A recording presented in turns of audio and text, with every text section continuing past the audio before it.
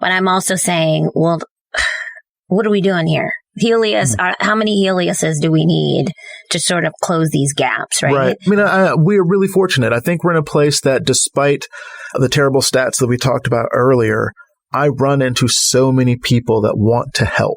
Yeah. And so we're in this place where I have a great deal of hope because there are venture capitalists who are starting to work with women and minority-owned businesses, some of them exclusively. So it's not just that they get to pat themselves on the back and say it makes up 10% of their portfolio. Yep, There's 100% of their portfolio. Yeah, focused. And so that's a really big deal. I think there are lenders. I know that for us, we work a lot with Kiva, who is one of the crowdsourced. Yeah. I support Kiva. And so they are no interest loans. They don't base this on your credit report. And so a lot of our business owners are able to get small loans that they need, especially when they need quick loans that they can pay back quickly.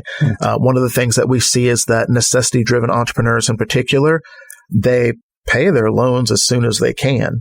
And they often, through Kiva, they've been getting these loans for a project, not just to have $5,000 sitting somewhere, but they need $2,000 so that they can do a job, and then they will get $10,000 when they do that job, and then they can pay their loan back. We've had so many businesses. Quick it's just access to resources. And so I think that is why I have hope, because I run into so many people every day that want to help. We just have to make sure we tell them how they can help, and that is heard. Yeah.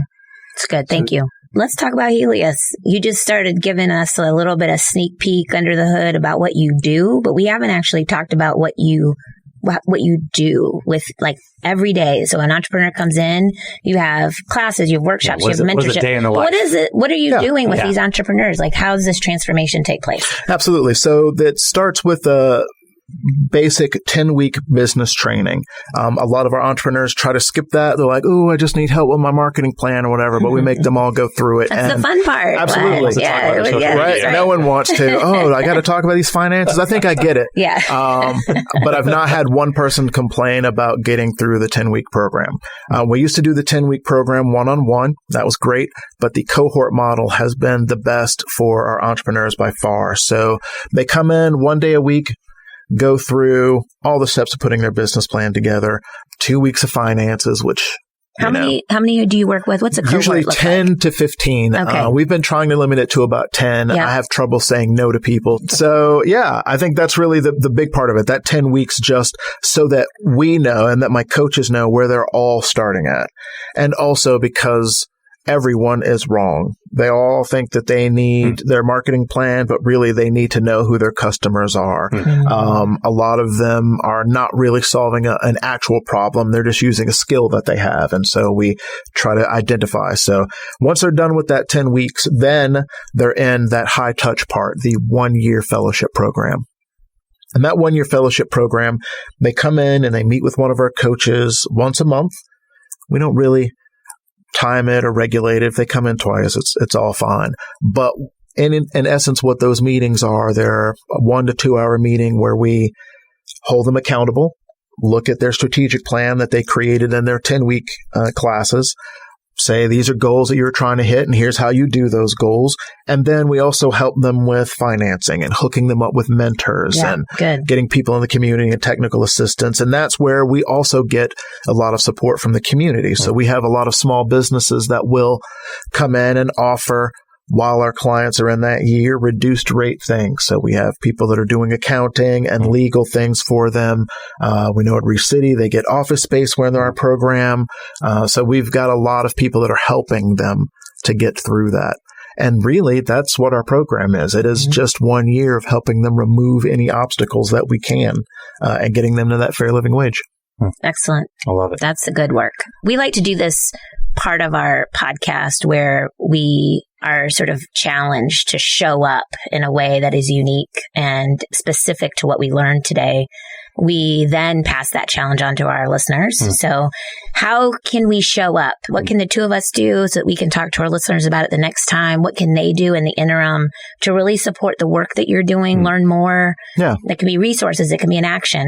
How do we show up? Well, there's quite a few things. Our list is massive. So we're a young organization. So obviously we need donations. So when you go to heliosnc.org, when you go there, you can easily click the support us button. So obviously, we need that. It is $25,000 per class. So anything that we get to put our entrepreneurs through that. And then, of course, mentoring. We're always looking for people to help mentor folks. But as we talked about before, we have to make sure that our mentors are open-minded and willing to donate some time working with some of the individuals that we're talking about. So, and working on themselves too. Absolutely. So that's right. Yeah, that's absolutely right. And also know that you don't have to be number 1 and 2 in Monopoly to be a mentor at all. One of the things that one of my mentors has said is that you can be on a scale of 1 to 10, you can be a 3 and still teach 1s and 2s. And so I think that it is important to know that mentorship is not just for, Elon Musk to come in and talk to entrepreneurs. If you've ever started a little side business and it went well, come in and help talk to some of our entrepreneurs about what did go well and talk about the things that didn't go well. And then I think last thing, and probably more important than any of that, is to support all of our entrepreneurs. And they are on the website. Keep checking back. More show up all the time. Some of these businesses are going to be massive. And frankly, you're going to want to say you supported them when they were small. That's going to make a big difference for a lot of their lives. And frankly, a lot of the lives for people in the Triangle. I love it. Yes. Show up, heliosnc.org. Check out more of these stories. Donate to support this amazing work. And support those entrepreneurs. Absolutely. Right. Yeah. Absolutely. Thanks, Gerard. Great. Thank you for being here, man. Thank you guys very much. This was amazing. Woo, that was amazing. That was awesome. Yeah. I mean, besides him being a friend, right? It's these kinds of opportunities to dig in with people that you care deeply about, and then you learn really the intensity of the work and the impact that they're making in the community. I have like a whole nother level of respect for that work and what's going on at Helios. Wow. Yeah. I'm sitting here and my wheels are just so turning, and I've already known about Helios, right? But the way that he framed it, of so clearly articulating the work that's required on the ground while also acknowledging the greater inequities around them. And we talked about hope and how you were saying, I felt that too. I mean, you felt like this pendulum swing between being excited about what Helios is doing, but then also the realities of what their clients are up against also does almost pull you towards hopelessness. I'm trying to resist this pressure, Jeff. Like for me, I process things of, we need to make sure we don't do one thing, that we don't put on Helios to be the one that solves all the things. I felt that a little bit because, at the end. You probably because that's what we try to do when we start thinking about all the problems that he's bringing up. Well, that doesn't mean just because he's a part of the solution doesn't mean he needs to be expected to solve it all. And there's everyone has a part to play. Yeah, he is. That's the thing though. I know we have to resist the temptation, but at the end I was just like, it was so blaringly clear. Like, why isn't anyone else coming in to support that work? Right. I don't know. I'm glad we were able to sort of shine a light, but I'm hoping our listeners will really, I hope they're feeling that too.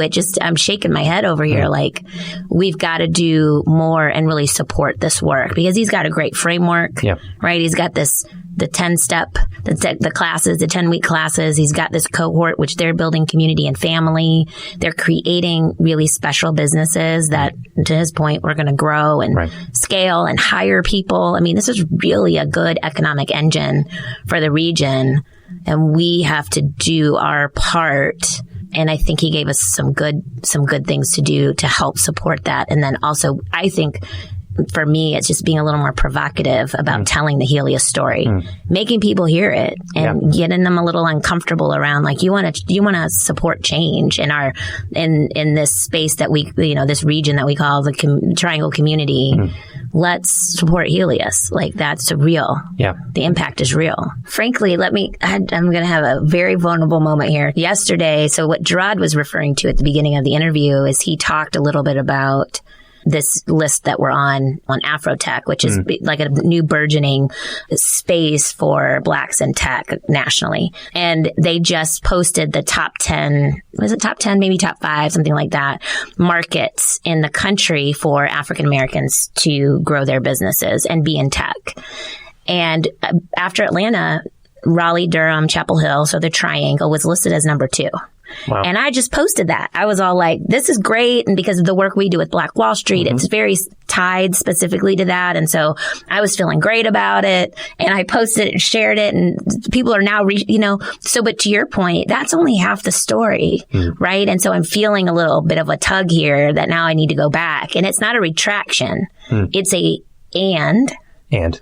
It's an and. Yep. We have more work to do, That's right? And we have a really viable and solid partner who's been doing this for years, 4 years, cohort, has got these entrepreneurs, they're named and identified. That work is happening. So it's not something we have to create. We just need to support it. So, yeah.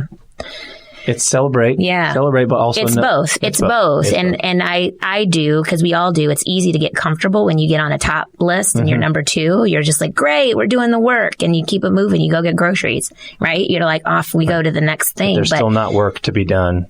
And there are people that are not on that list and not included at that table, right? Yeah. It goes back to that power of proximity, right? Yeah. Of being proximate. And I hope that our listeners, we have created some type of space here for them to get proximate to Helios and to Gerard's story, and then use that proximity to then go and seek out, more diverse networks of spaces, right? Whether that be race, whether that be class, right? Where your networks, you begin to be proximate. Yes. Thanks so much for listening to Just, a part of the Capital Broadcasting Podcast Network in partnership with ReCity and Coastal Credit Union. In the spirit of sharing, if you like what you've heard, tell a friend about the show and give us a 5-star rating and review. Many thanks to DJ P-Dog and producer Low Key for producing the music for our show. New episodes of Just will drop every other week, so subscribe on Apple Podcasts, Google Podcasts, or wherever you listen to podcasts. Thanks for listening. Here's a preview for our next show. And sometimes maybe I need to show up with them. Because of the privilege that I have that I'm learning about is that as people know me and recognize me, when I show up in places, that carries weight. So sometimes just showing up with somebody is impactful too. It's like, well, they're here to pick this up. I want to make sure they get the right form, that they get it in, that they get it in Spanish. And that way of walking with people, a lot of people walk with me. So I've got to walk with people too.